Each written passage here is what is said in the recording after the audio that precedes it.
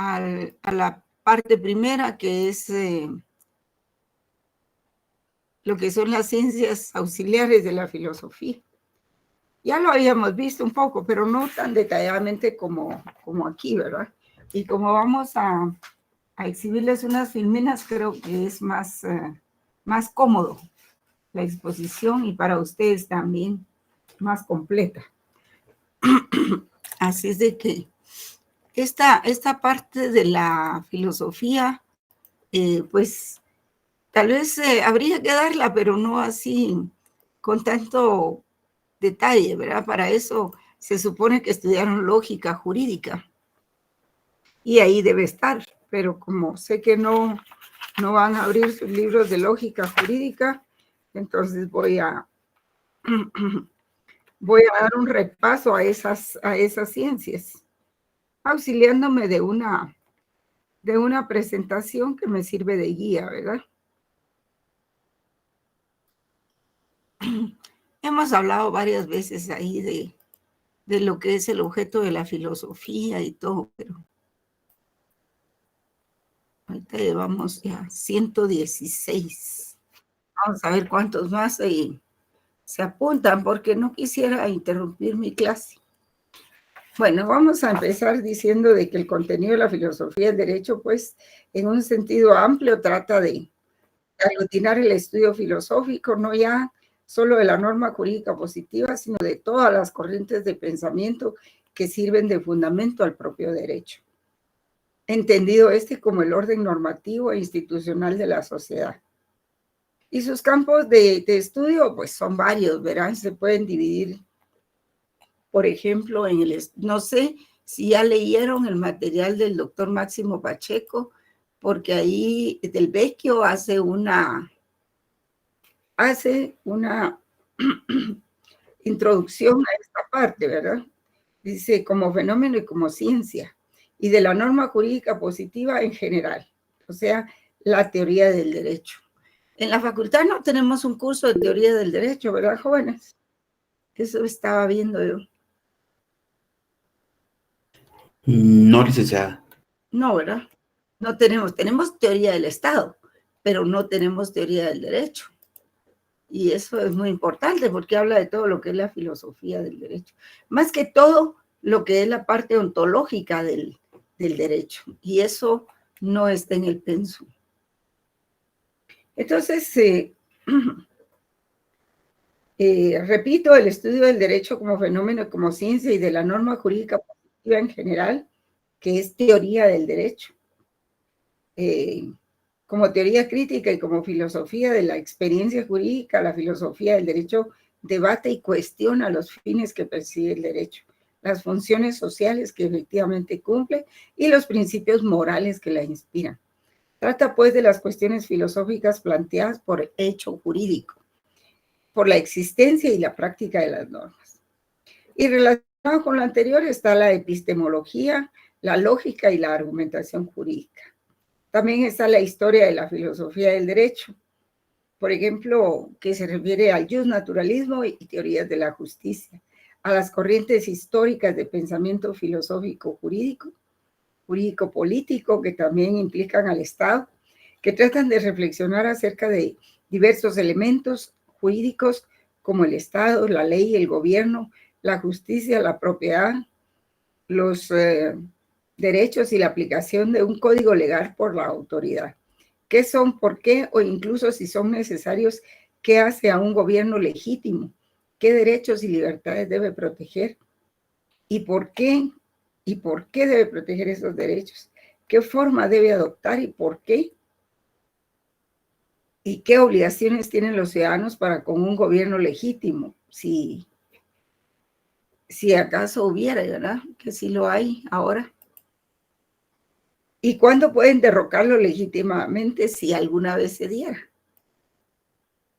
En definitivamente, el estudio del pensamiento humano acerca de conceptos jurídicos y políticos se trata en este capítulo. Y el fundamento filosófico de los derechos humanos, que hay que verlo también. También habla de la relación del derecho con la sociología, la antropología, la psicología, la moral, etc. Realmente la teoría del derecho, junto con el derecho natural, es la parte más importante de la filosofía del derecho. Lo ha constituido esta parte, el estudio de la norma jurídica desde el punto de vista positivo, o sea, el positivismo. Nosotros no vamos a poder ver la historia de la filosofía del derecho porque nos abarcaría mucho espacio. Pero yo les invito a que ustedes lo puedan leer en los libros, ¿verdad? Ahí está. La teoría del derecho como concepto histórico, pues, es propiamente la filosofía del derecho y aparece con este preciso nombre a finales del siglo XVIII o inicios del siglo XIX. Hasta entonces, la reflexión de carácter filosófico sobre el fenómeno jurídico se había enmarcado dentro de la tradición de la filosofía política del derecho natural. Vean ustedes que aquí se está hablando de filosofía política y es la filosofía política, sí se ve en el curso de teoría del Estado, ¿verdad?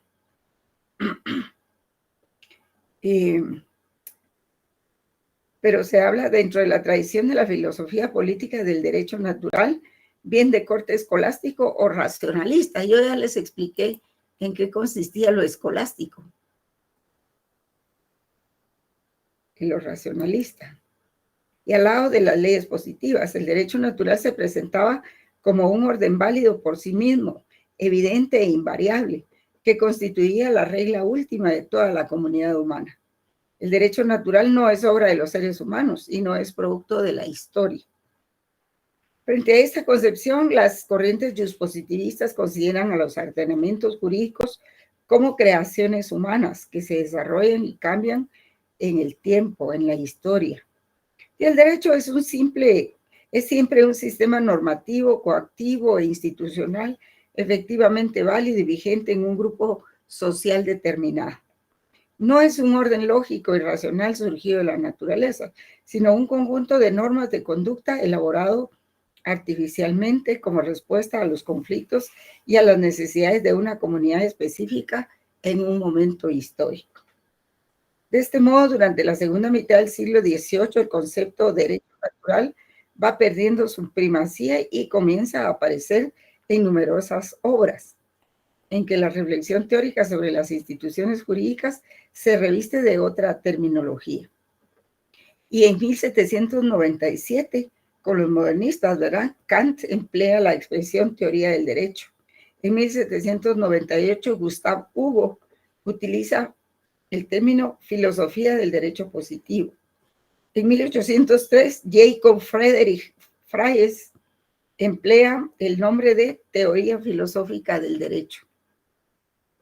Y el término filosofía del derecho es empleado desde más o menos 1800 en adelante por autores como W.T. Krug, como Weiss o Carl Christian Friedrich Krauss. Y en 1821 Hegel, muy conocido, me imagino que han oído hablar de él, publicó en Berlín sus principios de la filosofía del derecho que adquieren una resonancia decisiva. Entonces, eso es un poco la filosofía del derecho, ¿verdad? Está asociada al derecho natural y al derecho positivo. Y las grandes cuestiones de la teoría del derecho es ontología jurídica, axiología jurídica y filosofía jurídica existencial. Para ello se vale de algunas ramas del conocimiento que las vamos a ver a continuación en estas filminas. Pero también está la epistemología y la lógica jurídica, o teoría de la ciencia jurídica, que estudia los métodos y procedimientos intelectuales que los juristas emplean para identificar, interpretar, integrar y aplicar las normas jurídicas. Pero también se ocupa del estudio sistemático de la argumentación jurídica.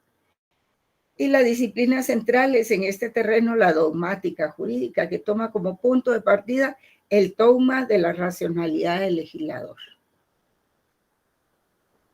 Y por eso a veces se habla ¿qué partes componen una norma, verdad? Está la parte formal y la parte dogmática. La parte formal es lo que la norma contiene y la parte dogmática es lo que ordena, prohíbe o, en fin, ¿verdad? Lo que manda. Entonces, la racionalidad del legislador se ocupa de la descripción de un sistema jurídico positivo entendido como un conjunto de normas sin ponerlas en discusión, presentándolas como un orden lógico, coherente y completo, integrando sus lagunas y resolviendo sus antinomias. La dogmática es la disciplina que caracteriza la mayor parte de los estudios impartidos en las facultades del derecho.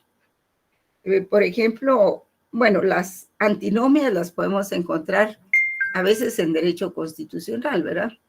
Las antinomias corresponden un poco a lo que se llama hermenéutica jurídica, que lo que hace es de que las antinomias jurídicas es cuando se encuentran dos normas de la misma categoría constitucional, que una prohíbe algo y la otra lo permite. Entonces ahí es donde hay que aplicar, hay que aplicar la lógica jurídica y los criterios de interpretación. Por eso es que es importante que el abogado se prepare mucho, porque el día que llega a ocupar un cargo de esos, pues, que son, por cierto, muy políticos, y ustedes lo han visto, pues es donde pueden resolver esas antinomias, ¿verdad? Antinomias. Por ejemplo, existió antinomia o existe entre, por ejemplo, aquella disposición que dice que se permite la libertad de industria, pero por otro lado dice que es obligación de todo guatemalteco proteger y cuidar el medio ambiente. Y ustedes saben que una minera, por ejemplo, siempre va a afectar el ambiente, ¿verdad? Siempre lo va a afectar, aunque no lo publiquen. Es parte del poder económico decir qué se publica y qué no se publica acerca de las mineras o de cualquier otra industria, ¿verdad? En las estadísticas, por ejemplo, del Banco de Guatemala, también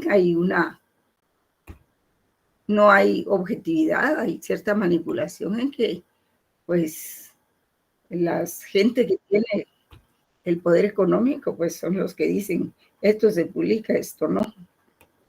Entonces, la discusión sobre si este saber jurídico tiene o no carácter científico es muy larga y la vamos a explicar aquí. Lo cierto es que la metodología del conocimiento jurídico nunca ha encajado bien en los modelos dominantes de la ciencia.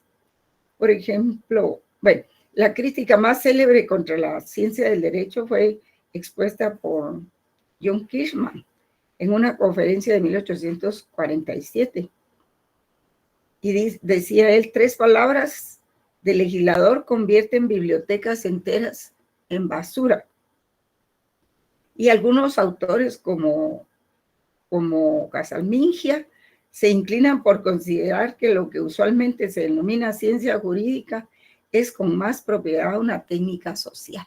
Bueno, pero son discusiones académicas que nosotros no vamos a ver a profundidad. La ciencia jurídica moderna tiene su origen en el siglo XV. De forma paralela en el tiempo se va desarrollando en las Islas Británicas la Escuela Analítica de la Jurisprudencia, en Francia la Escuela del Exégesis y en Alemania la Escuela Histórica del Derecho. Friedrich Carl von Savigny, Savigny, y la jurisprudencia de conceptos de Jering. Un modelo de ciencia jurídica que conserva gran parte de su validez es el propuesto por John Austin, discípulo de Jeremy Bentham. Para él, la ciencia general del derecho se clasifica en 2 grandes áreas. La ciencia de la legislación se ocupa de cómo debe ser el derecho. Es normativa, ya que trata de encontrar las normas para regular el comportamiento social y es objeto de atención de políticos y filósofos. Esto es importante verlo porque realmente nosotros no vemos teoría del derecho, solo aquí en filosofía del derecho. Y el otro punto de vista, o el se refiere a que la jurisprudencia o dogmática jurídica se ocupa de describir el derecho positivo, bien un sector o rama de un derecho nacional, que sería la jurisprudencia particular, o bien los principios o conceptos comunes a todos los sistemas jurídicos, como lo es la jurisprudencia general o teoría general del derecho.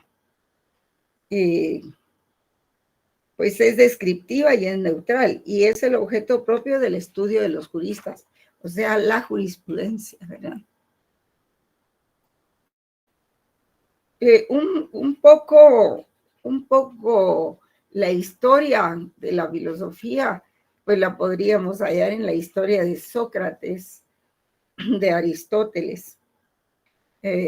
Bueno, no sé si nos da tiempo. Bueno, terminamos hasta las 7, ¿verdad, jóvenes? Sí.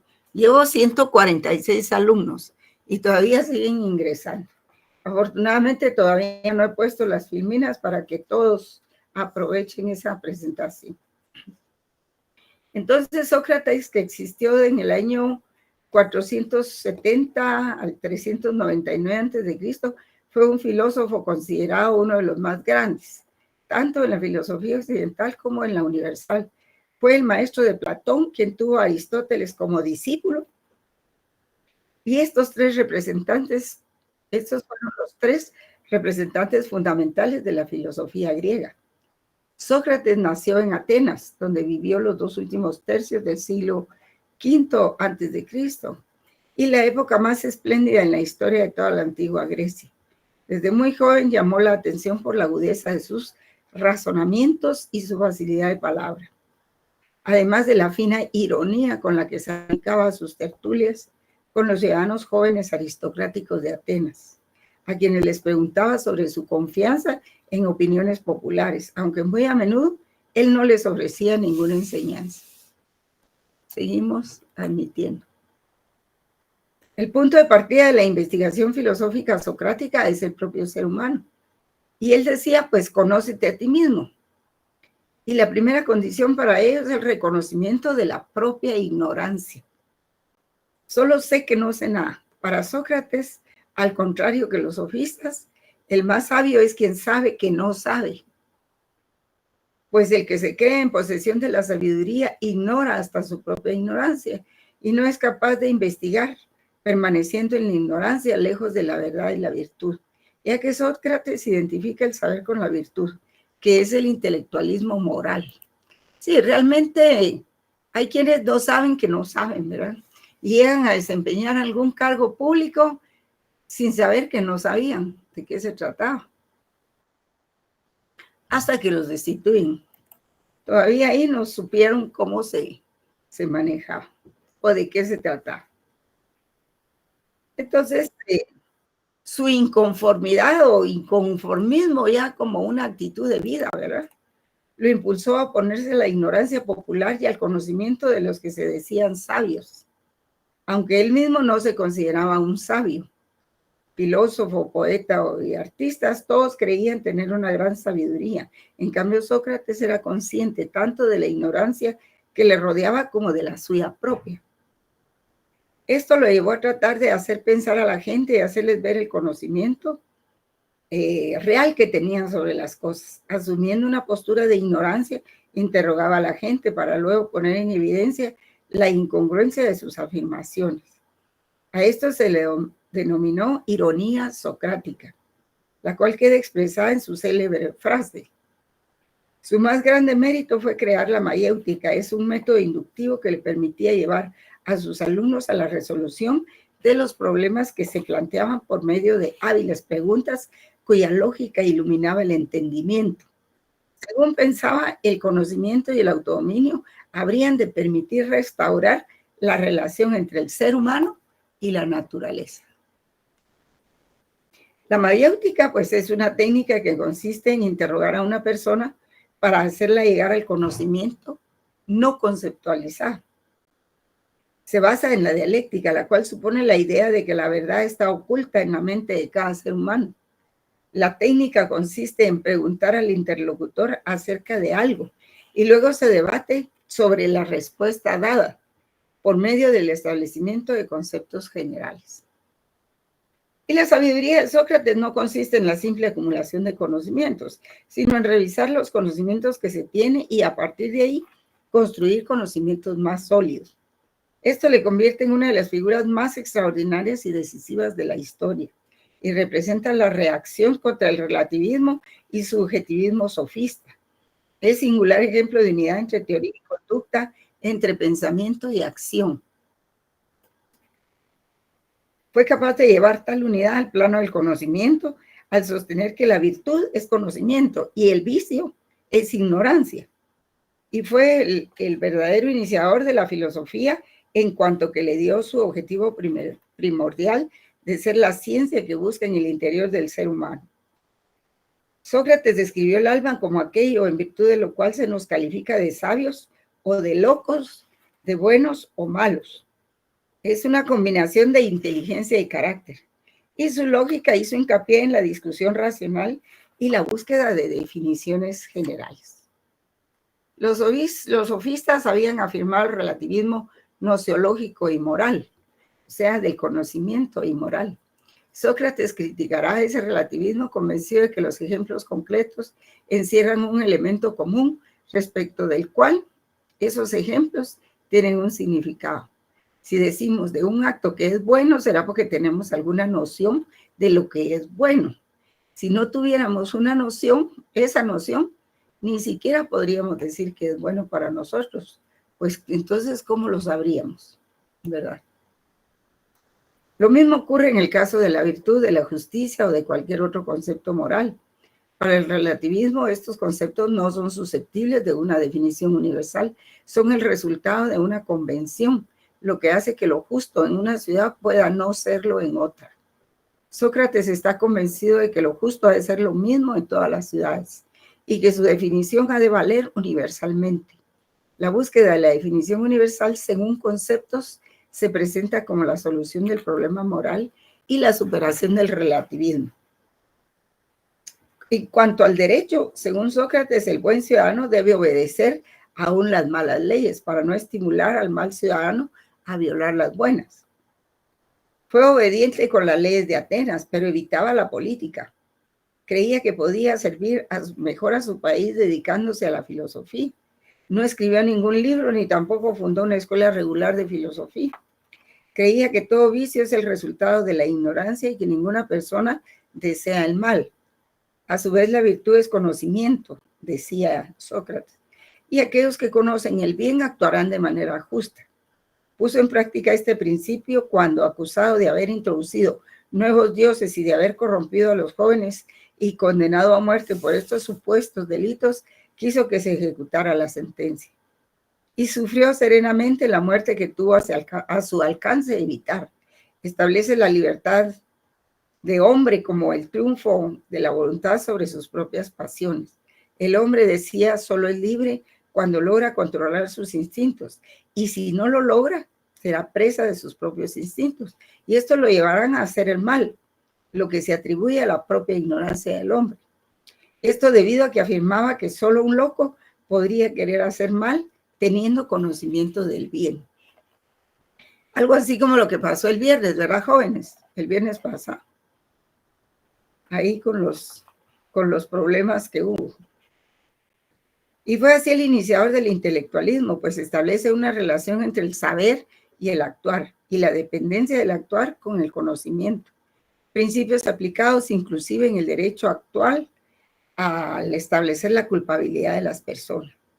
El pensamiento socrático no define la libertad como la capacidad de realizar cualquier conducta que se desea. Esto debido a que el hombre no es considerado por Sócrates como racional, sino tiene la capacidad de llegar a serlo. Pero para esto necesita redescubrir sus conocimientos y conocer el bien. Tiene razón, creo que algunos individuos no llegan a conocer la diferencia entre el bien y el mal, pese a que ya son ancianos, ¿no? Y los conceptos como el bien, la justicia, la belleza, etcétera, son para Sócrates de carácter universal. Subsisten de manera idéntica para todas las personas en todas las épocas, en oposición radical al relativismo y convencionalismo de los sofistas. Constantemente investiguen en el ámbito de la ética acerca de los conceptos generales o universales. Sí, fue el inventor de la ética, Sócrates, tratando de alcanzar determinación y definición de los mismos, de su esencia permanente y de aquello en lo que consiste lo bueno, lo bello, lo justo en sí. En realidad, Sócrates pudo haber escapado de esa condena porque sus mismos alumnos le decían que lo podían sacar de la cárcel y llevárselo y que no iba a haber problema.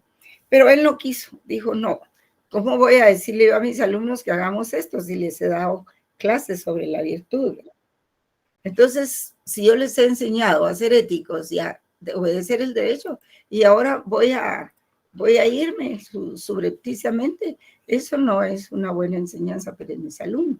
Entonces dijo, aunque las leyes sean malas y aunque el delito es ficticio, prefiero la condena para que las personas sepan que tienen que obedecer las normas, aunque estas sean injustas, ¿verdad? Platón existió en el 428 antes de Cristo hasta el 347 y fue un filósofo griego, alumno de Sócrates y maestro de Aristóteles, de familia noble y aristocrática, junto a Aristóteles, y es quien determinó, Platón, gran parte del corpus de creencias centrales, tanto del pensamiento occidental como del hombre corriente, de lo que se conoce como el sentido común del hombre occidental. Y prueba de ello son la noción de verdad y la división entre doxa, opinión y episteme ciencia. Demostró, creó y popularizó una serie de ideas comunes para muchas personas, pero enfrentadas a la línea de gran parte de los filósofos presocráticos y al de los sofistas muy populares en Grecia.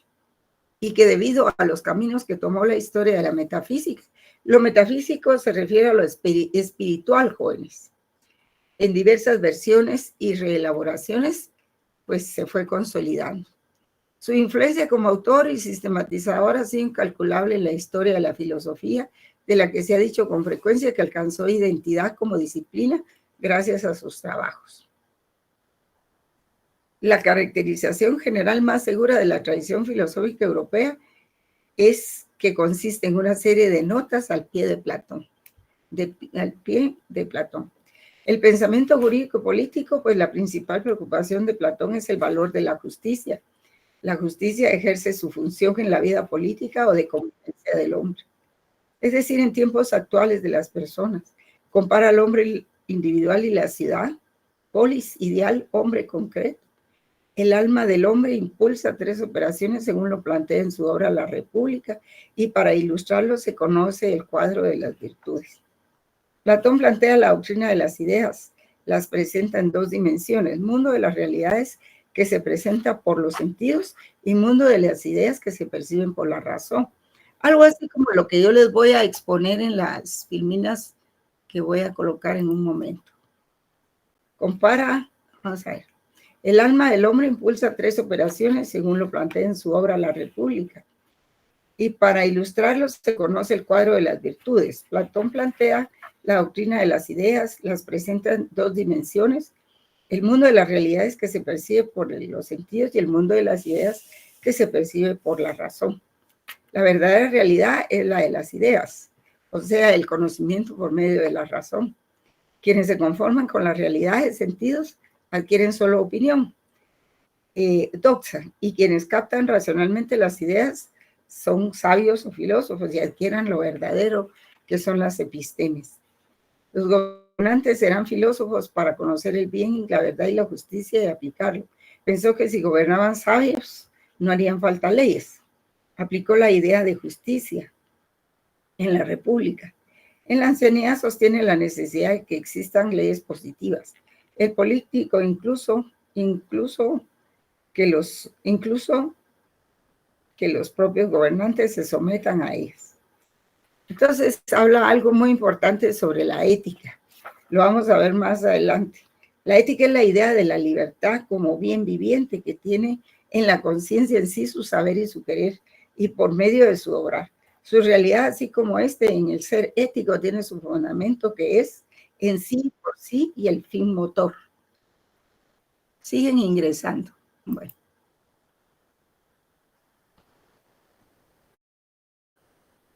La ética es el concepto de la libertad convertido en mundo existente y naturaleza de la conciencia misma, puesto que en esta unidad el concepto de voluntad y de su existir, que es voluntad particular, es saber, la conciencia de la distinción de estos momentos de la idea existente, pero de modo que ahora,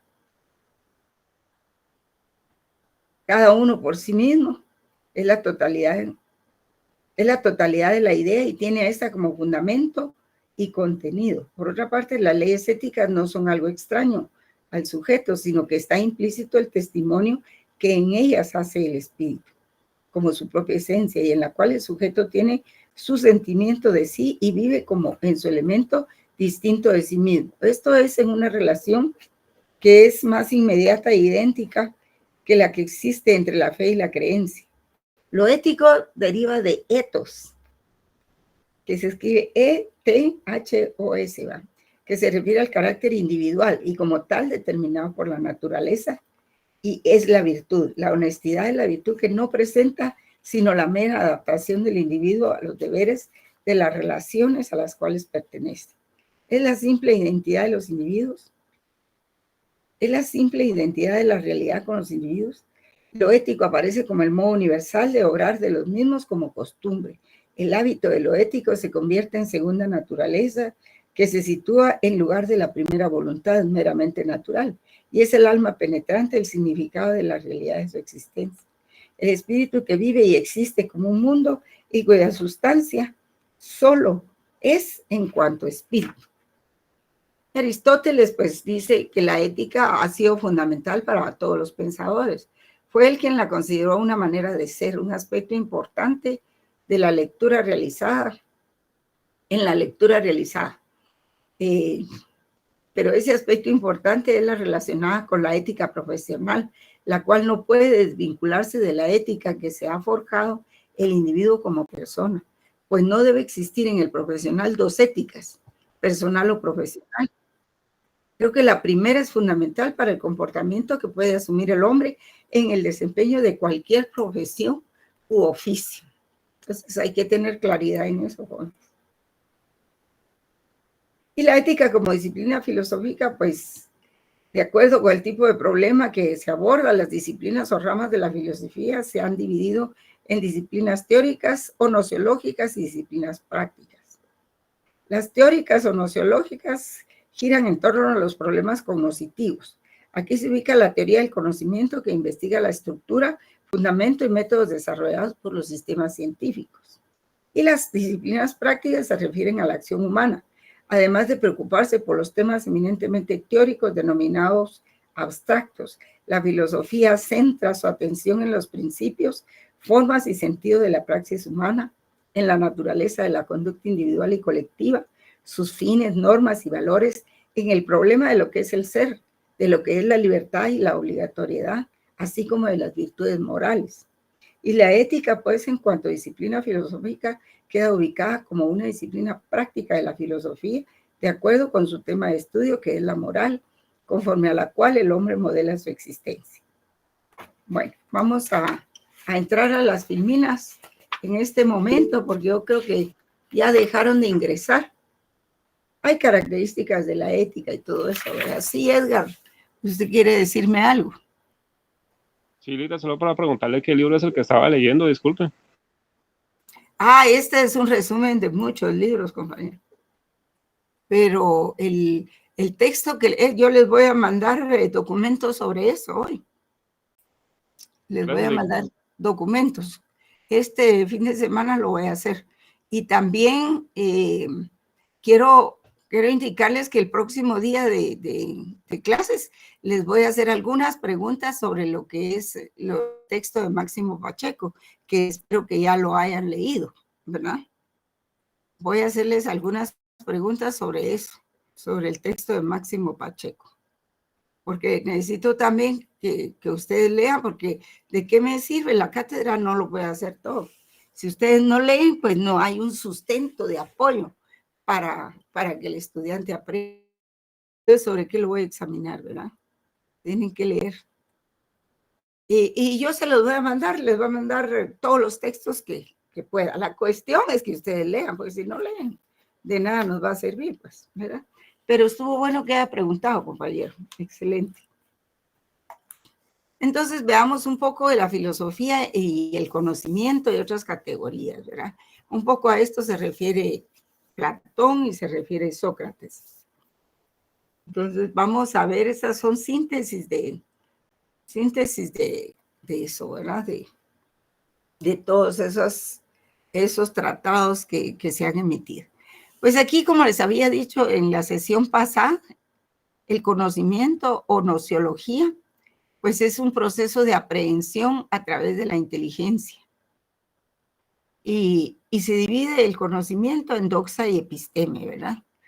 Aprehensión, nótense que cuando se habla aquí no se dice de aprehensión, sino aprehensión. Eso significa que el conocimiento se trata de que quienes están aprendiendo lo internalicen. Y digo de quienes lo están aprendiendo porque en algún momento yo también estoy aprendiendo, ¿verdad? No necesariamente que por ser la catedrática del curso ya me lo sé todo, no. Sino que todos estamos aprendiendo. Ese proceso de aprehensión significa internalizar, hacer propio, poder decirlo uno con sus propias palabras, lo que está conociendo. De eso se trata. Entonces, el proceso de conocimiento, ustedes pueden leerlo ahí, así es más rápido, no necesito leerlo. Se realiza por medio de la realidad que se refleja y produce en el pensamiento condicionado por las leyes del devenir social unidas a la práctica, o sea, lo que vivimos a diario, ¿verdad? Y también está el conocimiento sistemático, ¿verdad? Ya regido por ciertas normas y reglas. Y el objeto del conocimiento radica en conseguir la verdad objetiva, el saber. ¿Para qué? Para asimilar conceptos acerca de los fenómenos reales, fenómenos objetivos, lo que pasa en la realidad. El conocimiento y la transformación práctica de la naturaleza y de la sociedad pues son dos esquemas de un mismo proceso histórico que se complementan. Ya empezamos con problemas. ¿Quién tiene su micrófono abierto, jóvenes?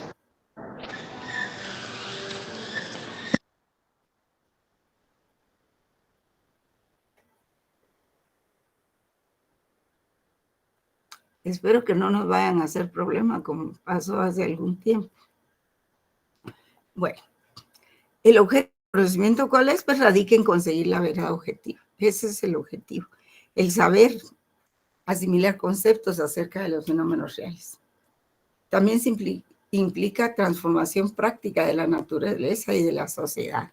Porque en cuanto el hombre ha conocido, pues lo que ha hecho es tratar de transformar la naturaleza, su entorno y la sociedad, ¿verdad? Y eso es de carácter histórico. Y hay dos tipos de conocimiento, como decía Sócrates ahí, ¿verdad?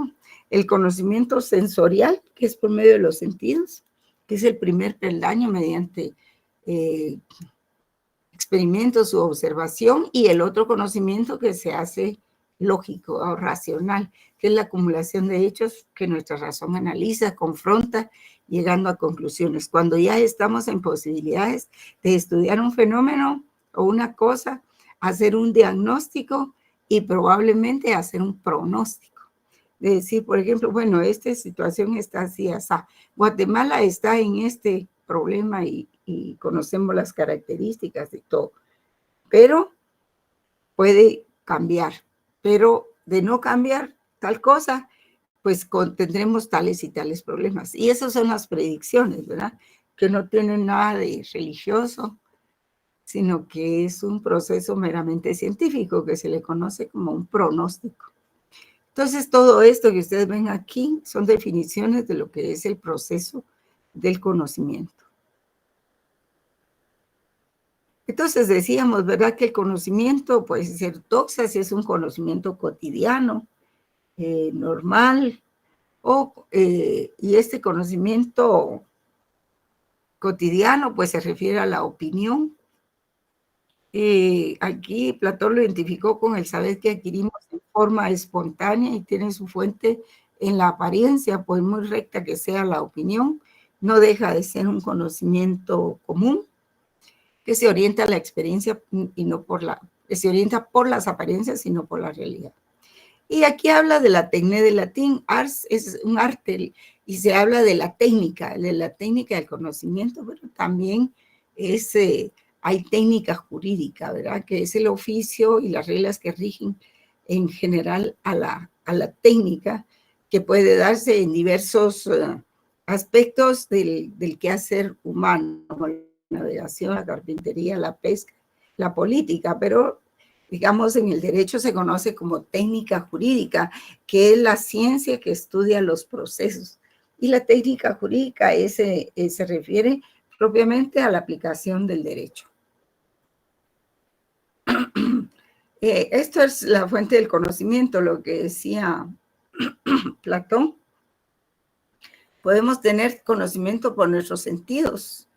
Y aquí se ubican los empiristas y los positivistas, pero también se ubican los materialistas, y se crea la escuela positivista, y también está la razón, que es el estudio y reflexión de las ideas, y aquí se ubican los racionalistas, los idealistas, y también fundan su escuela naturalista.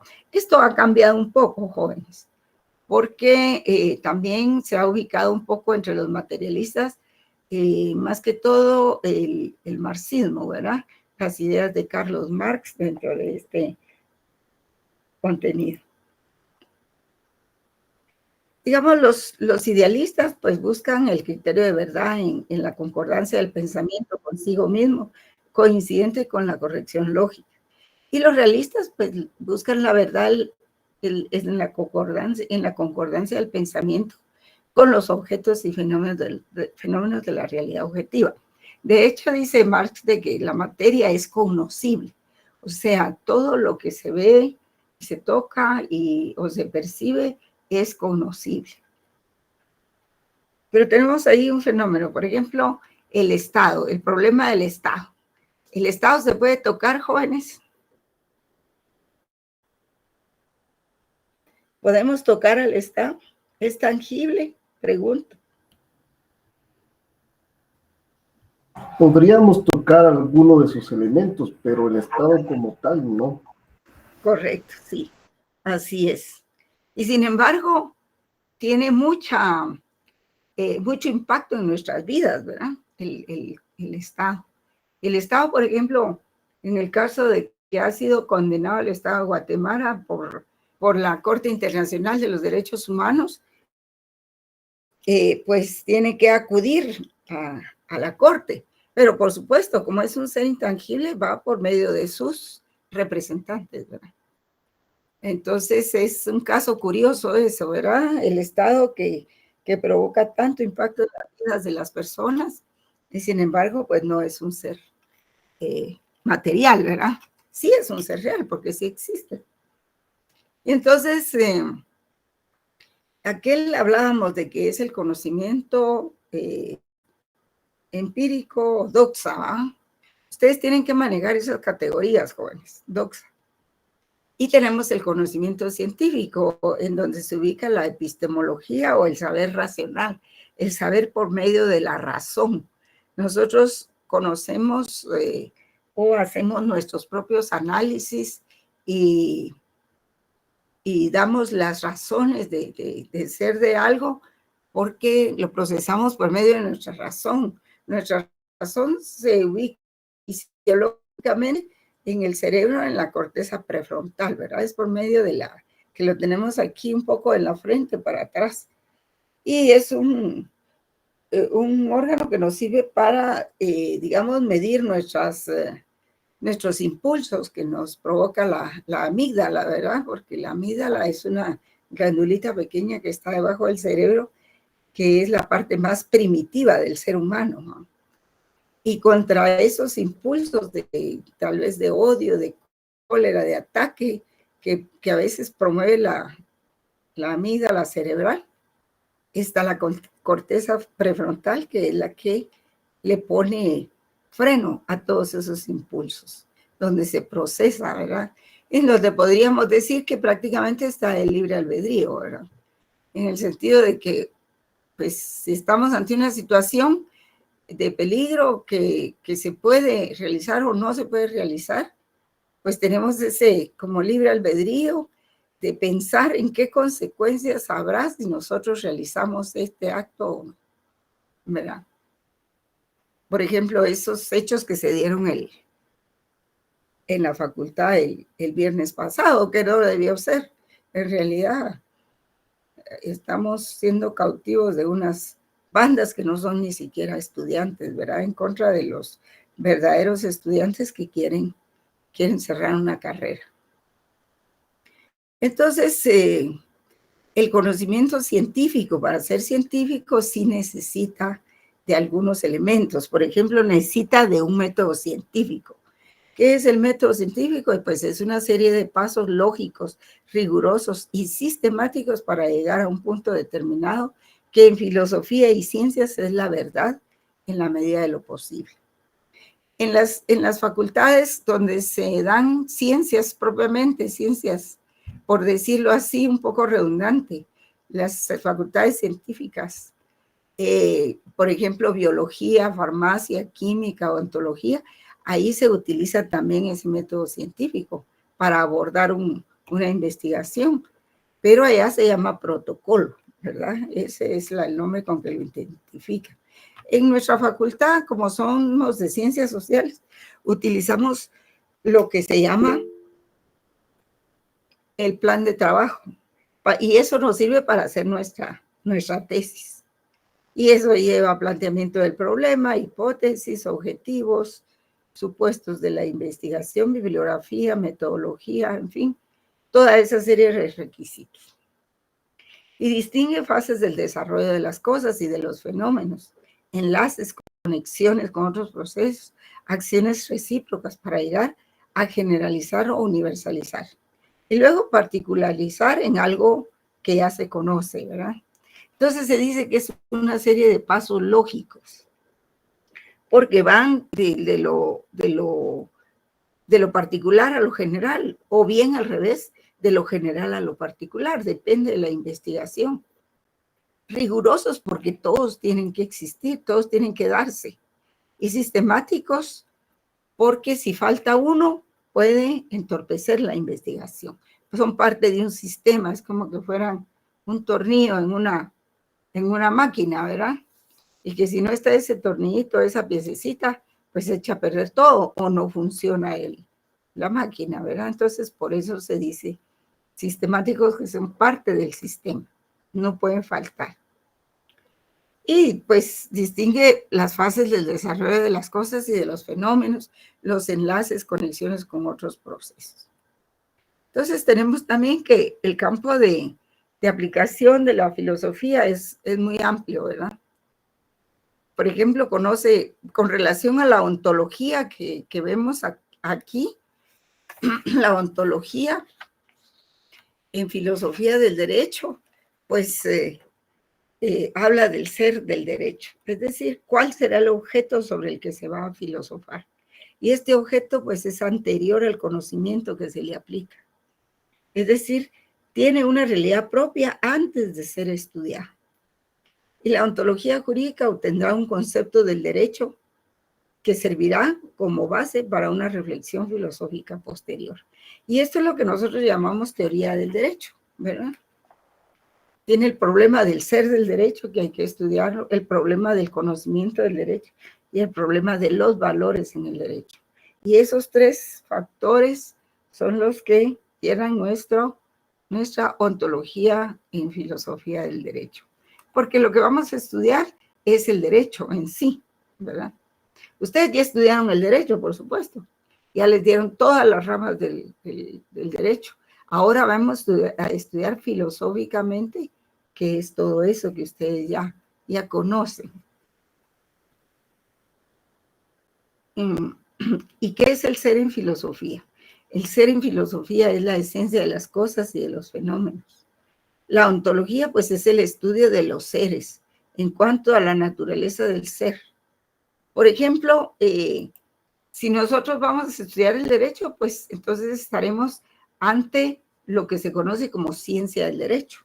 Y ese es el ser del derecho. El derecho es una ciencia, no es solo un ordenamiento jurídico, también es una ciencia porque tiene todos los elementos que permiten valorarlo como una ciencia. ¿Por qué existen y por qué cambian? Y en fin, en general es una aproximación a la realidad en la teoría del conocimiento. Pero cuando nosotros vemos digamos que el proceso del conocimiento, vamos a ver que fundamentalmente en ese proceso, fíjense bien, es un proceso cognitivo en el que intervienen dos factores, el sujeto cognoscente y el objeto cognoscible. Ustedes ven en esta foto, tal vez el ejemplo no es el mejor, que hay un sujeto aquí y que él está realizando un proceso mental, nociológico o cognitivo para conocer este objeto que es un carrito. Pero digamos que este no es un carrito, sino que es la ciencia del derecho, ¿verdad? Que es nuestro objeto del conocimiento objetivo. Y el sujeto es el del conocimiento subjetivo. Entonces, mientras él está estudiando el derecho, digamos, cuando ustedes estuvieron estudiando el derecho desde primer año de la carrera, pues cuando entraron tenían determinado conocimiento, pero una vez pasados 9 semestres, entonces ustedes están en posibilidad de decir si este aprendizaje del derecho ha provocado cambios o no en su personalidad, en su manera de pensar, en sus valores. Ahora, si no ha provocado un cambio, es que han pasado de noche. Y eso merecería regresar a primer año, ¿verdad? Pero yo pienso que, es decir, cuando uno ingresa a estudiar derecho, ya no es el mismo después de haber cerrado pensum, ¿verdad? O de ir en 9º semestre. Es diferente, sus apreciaciones, sus abstracciones son distintas. Y a uno, pues, es como que dijéramos más cuidadoso para lo que habla y para observar determinadas situaciones. Y díganme ustedes, ¿ha provocado algún efecto en sus valores, en su personalidad, el estudiar la carrera de Derecho? ¿O están como en el primer semestre? En lo personal, licenciada, Sí. A ver. no sé si hablo yo o habla el compañero. Hable usted. Dale. Okay. Gracias. Pues, licenciada, en lo personal, Sí. el hecho de haber estudiado esta carrera hasta principios de este semestre, pues sí ha causado cambios en mi manera de ver las cosas. Incluso cuando veo una película en la televisión, pues yo le busco el lado legal a la situación, ¿verdad? El lado Sí, eso pasa. jurídico, ¿verdad? Entonces, Sí. creo que uno se casa mucho con todo el conocimiento que va adquiriendo Sí. y trata de aplicarlo a cada una de las realidades en las que uno se desenvuelve. Exactamente, ¿verdad? Y mire, me gusta esa participación, porque así es, ya uno no es el mismo después de que ha estudiado unos cuantos semestres. ¿Quién más quería dar su opinión? Muchas gracias por participar. Licenciada Irma, gusto saludarle, compañeros. Edgar. Fíjese que yo tuve la oportunidad, entré en el 2019, todavía estuve ese año y parte del segundo y después todo lo que se vino, ¿verdad? Pero ¿Cómo no? respecto a lo que usted decía, me llama la atención en que, como decía el compañero que me antecedió, fíjese que en términos generales, ¿verdad? Antes fíjese que yo miraba las cosas un poco más simples y tal vez me precipitaba por ejemplo, lo que uno ve a diario, pues, ¿verdad? Me precipitaba que le dijera yo como para emitir una opinión un poco precipitada o en un momento determinado decía, no, pues esto es así, inclusive yo ando mucho en la calle, pero fíjese que a partir de que entré a la carrera y aunque me ha costado por X o un montón de motivos, pero me gusta.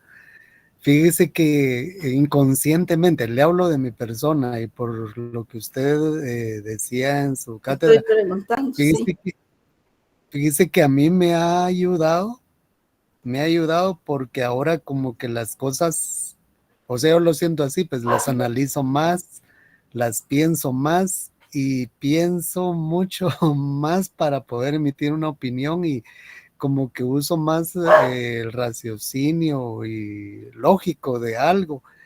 Y aún más hasta para conducirme en la calle, pues digo yo, bueno, no vale la pena discutir solo porque alguien quiere rebasar. Es una cosa Sí. sencilla, ¿no? Pero fíjese que ya no, Se ha o sea, vuelto más aún, reflexivo, ¿verdad? exacto, aún en mi Piensa conducta, más aún lo que va a decir. aún en mi conducta, digo yo, a veces me dicen, ¿y por qué te quedas callado? Entonces, a veces digo, no, ¿por qué voy a discutir por algo que no vale la pena? Pues, ¿verdad? Entonces, Sí, me llama la atención mucho el curso Ligda porque aunque a veces uno pareciera como que, híjole, que no le haya a uno, digamos, sí, le soy sincero, o digamos, uno dice, ¿por dónde le entro a este curso? Pues que no es así como cuando uno estudia los procesales, que uno lleva una cronología de algo, ¿verdad? Pero en el fondo, fíjese que le hablo, como le digo, lo personal, sí me ha sí. ayudado mucho y gracias por su curso, Ligda, muchas gracias. Está bien, me alegra mucho oír eso. A ver, el compañero Byron Lionel también quiere participar. Hola, licenciada, buenas Así, noches. Buenas sí, noches, buenas compañeros. noches. Así Sí, rápido licenciada, que siempre, tenemos poco tiempo. siempre interesante la filosofía, ¿verdad? Dice que lo hace pensar a uno, ¿verdad, Así licenciada? es, sí, lo Lo hace hace pensar. analizar, lo hace ver más profundamente cada detalle de la vida, de lo que hacemos, de lo que, como decía el compañero, mejor nos quedamos callados. Pero Sí, viene a alusión el hecho de lo que usted mencionaba que decía Sócrates, ¿verdad? Solo sé que no sé nada. Él dice que consideraba que la negación de nuestra ignorancia era perjudicial para el alma, o sea, creernos que no sabemos todo. Y sí, realmente debemos reconocer que al día a día, y como bien usted lo dijo también, todos aprendemos algo hasta de la persona más sencilla, de la más humilde. Aprendemos así cosas es. grandes que nos pueden abrir puertas para cosas más grandes. Así Entonces, es. la ignorancia hay que aceptarla porque el conocimiento es tan vasto, tan extenso, que mientras más nos metamos a conocer de algo, más vamos a descubrir que hay cosas por aprender de cada una de ellas. Entonces, es Sí, interesantísimo y definitivamente el estudio es la base para que el ser humano pueda desarrollarse en todo su esplendor. Y definitivo sí. vale la pena y tiene razón usted, desde que se entra a la universidad, la vida de todos cambia, que se quiera o no se quiera, cambia. Gracias, licenciada. Sí, sí, lo aprecio. Y ese es lo que tenemos que cuidar, la universidad pública, porque mire, la Universidad de San Carlos nos proporciona un instrumento de trabajo totalmente gratuito, ¿verdad? Y uno puede ser una mejor persona y elevarse socialmente también. Y es lo que todos peleamos por la autonomía de la universidad, ¿verdad? Pero muchos no se dan cuenta de eso. Pero sí, me alegro de oír esos comentarios. Sí, Luis, cortito porque cuénteme. Buenas noches, licenciada. Buenas Eh, noches. pues antes de la pandemia yo Sí. era piloto de camión, de taxi, de Ah, panel, lo que se pudiera manejar. Yo ajá, siempre me he sí, dedicado y he tenido transporte, cómo entonces, no. eh, pues después de la pandemia, pues la mayoría de mis clientes que viajaban a Guatemala, estudiaban y se mantenían en una actividad presencial, pues obviamente no la siguieron. Entonces mi negocio se redujo en un 90% y tenía que ver qué hacía. Entonces, Qué el barbaridad. haber ingresado a la Facultad de Derecho y estar en la licenciatura, pues empecé a ver las formas de cómo trabajar pensando, y así fue como me asocié con un bufete jurídico que hoy por hoy trabajamos gestiones tributarias, vehículos y todo Excelente. lo que es comercio exterior. Entonces el pensar, hoy me gano la vida pensando más que actuando. Entonces Pues eh, sí. es bien controversial, ¿verdad? Porque podría decir el que trabaja más tiene opción a tener más dinero, pero en esta carrera el que piensa más es el que más gana. Exactamente, sí, muchas gracias por los conceptos.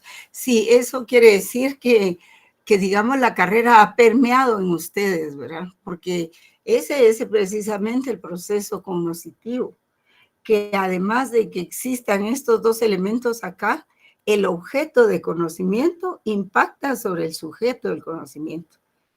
Una vez que ha conocido este objeto de conocimiento, que es la ciencia, ¿verdad? Ya no es el mismo, cambian sus paradigmas. Muy bien, pues de eso se trata, jóvenes. Y entonces esos son los elementos del conocimiento, ¿verdad? El sujeto que conoce, el sujeto a conocer y el objeto a conocer, que se presentan separados, pero hay una correlación. La función del sujeto es aprender al objeto y la función del objeto es ser aprehensible y aprendido por el sujeto. Y vista desde el sujeto del conocimiento se presenta como esa aprehensión, que es una salida del sujeto fuera de su propia esfera, que invade y captura las propiedades del objeto, una imagen del objeto que contiene sus propiedades.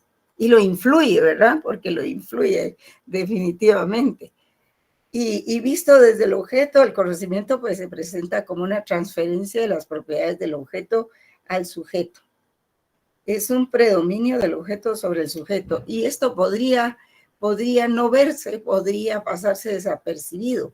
Pero si estamos hablando filosóficamente, tenemos que detenernos en cuestiones como estas. Vamos a continuar, vamos a ver hasta dónde nos permite. Bueno, ya la ontología ya la habíamos visto, ¿verdad? Vamos a verlo. Entonces,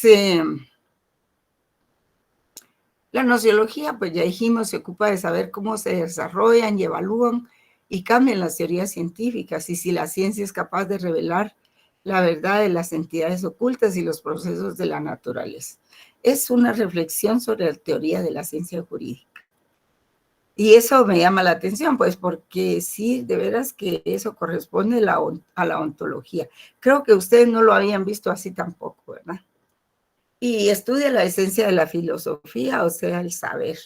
Y para ello utiliza la teoría del conocimiento. Por eso es que se dice que el conocimiento es una ciencia que auxilia a la filosofía. La filosofía es un intento de la razón para llegar a una concepción del universo, mediante la autorreflexión sobre funciones valorativas, teóricas y prácticas. Y la teoría, pues, es teoría de los valores. La filosofía es también teoría de la concepción general del universo.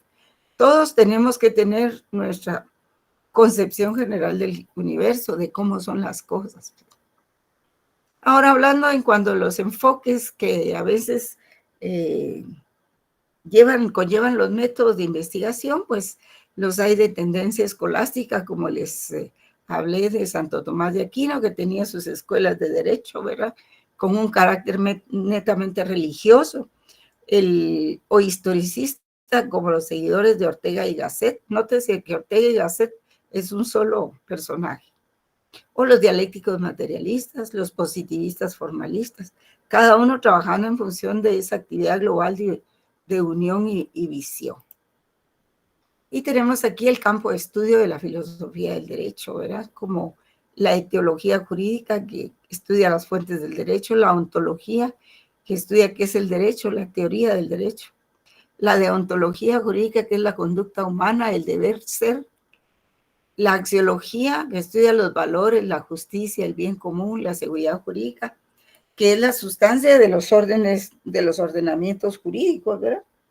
La lógica, que se refiere al conocimiento, la técnica jurídica relativa a los procedimientos. Saben ustedes que la técnica jurídica es aplicable al derecho en la práctica, ¿verdad?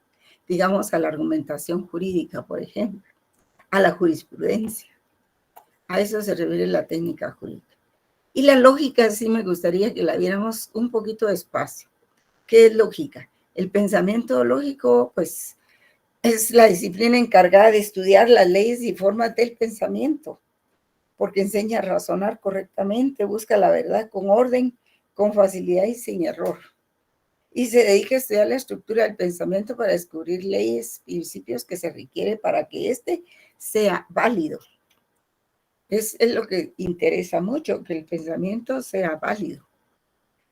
Pues también interesa su coherencia, ¿verdad? Y el pensamiento, pues, no tiene que tener una afirmación cierta en la práctica inmediatamente, eso se ve conforme al tiempo, ¿verdad? Y gracias a la lógica, pues somos capaces de arribar a conclusiones compartidas, en que no importa quién elabore un argumento, sino lo que importa es que este argumento sea válido para todos. Y por eso es que, como hay tantas ciencias, tantos autores, ¿verdad?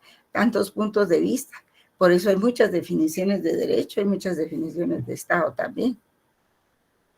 Y aquí hay algunos principios lógicos supremos que sirven para conducir el pensamiento, ¿verdad? El de identidad, el de no contradicción, el de tercero excluido, de Aristóteles, y la razón suficiente de Leibniz, que también se parece a lo que dice García Márquez, pero creo que Leibniz fue cronológicamente antes que García Márquez. Y todos nuestros razonamientos están fundados en esos principios, son elementos ontológicos, verdaderas leyes del pensamiento humano. Ustedes pueden leer ahí. El de identidad, que dice todo cuanto existe es único y diferente a los demás. El de no contradicción, que una cosa no puede ser y no ser al mismo tiempo y en las mismas condiciones. El de tercer excluido, entre el ser y el no ser, no existe una tercera opción. O se es o no se es, ¿verdad? Pero no hay una tercera opción. Y la tercera opción está excluida, ¿verdad? Y la razón suficiente de Leibniz, que decía, solo son verdaderos los conocimientos que podamos probar suficientemente. Y eso será posible si se apoyan en conocimientos anteriores reconocidos de antemano como verdaderos. Como las teorías que hemos estado viendo, ¿verdad? Que ya están probadas. ¿Qué quiere decir semiosis o semiología? Que es otra de las ciencias que auxilia a la filosofía del derecho. Pues es la producción de signos, de símbolos, o la forma en que estos operan para producir significados. Es el proceso de asociación de los signos y de su significación interpretativa, como por ejemplo el lenguaje jurídico, ¿verdad? Por ejemplo, nosotros a veces nos preguntan, ¿y ustedes cómo hacen para saber si una ley es vigente o no está vigente? Bueno, pues vamos a los fundamentos del derecho. ¿Y qué son los fundamentos del derecho? Y ahí han expresado un símbolo, una palabra del lenguaje jurídico. Podemos decir también, pues nosotros verificamos si está vigente de acuerdo con el tiempo o en el espacio. Eso es otro símbolo también de nuestro lenguaje jurídico. Entonces, la semiosis es la teoría de los símbolos, ¿verdad? La ciencia de los símbolos estudia los símbolos. Y eso pues implica un saber, un signo y su objeto y el que va a interpretar. Veamos un poco la teleología, los fines teleológicos. Pues esta es una filosofía de las causas finales. La teleología es parte de la filosofía natural que explica los fines de las cosas, pero no los fines inmediatos, jóvenes, sino los fines inmediatos. Por ejemplo, si nosotros hablamos de la ONU, la Organización de Naciones Unidas en Derecho Internacional, nos vamos a dar cuenta para qué fue creada la ONU. ¿Cuál es el fin último de la ONU? No es solo ayudar económicamente, colaborar, cooperar en esto, el otro, mediar. No, es mantener la paz y la seguridad jurídicas en el mundo. Ese es el fin teleológico. Para que no se den guerras como la que está pasando en Ucrania y contra Rusia. Y también en el derecho, ¿verdad? En el derecho. ¿Para qué sirve el derecho? El fin teleológico, o sea, el fin que está más allá de lo aparente. Pues el fin del derecho es buscar la armonía entre los seres humanos, que no se peleen, ¿verdad? Sí, ¿alguien me quiere hablar? Estoy un poquito atrasada. Disculpe, Linda, que tenemos otra clase. Ah, bueno, ya llegó la hora, ¿verdad? Bueno, dejemos aquí y vamos a ver cómo nos arreglamos para lo... Les voy a llevar unas preguntas para examinar si han leído lo de Máximo Pacheco el próximo día, jóvenes. Bien, entonces... Gracias, buenas noches. De ahí de Máximo Pacheco hay que leer todo el libro o usted ha destinado algún número de páginas. Hasta lo que donde termina el fenómeno, el derecho como fenómeno, que habla de la después lo que viene como ciencia jurídica, ya no, solo hasta digamos, corten ahí donde dice la ciencia del derecho. La ciencia del derecho. Ahí ya no. Sí, por el momento, decía, todo es importante, todo lo pueden leer, pero las preguntas van a versar sobre las primeras hojas, ¿verdad? Lo que dice Rodolfo Stamler, lo que dice Giorgio del Vecchio, en fin, que es la filosofía y todo eso. Bien, jóvenes. Muy amable. Hasta pronto. Gracias, licenciada. Feliz noche. Feliz noche. Hasta Buenas pronto. noches. Hasta luego.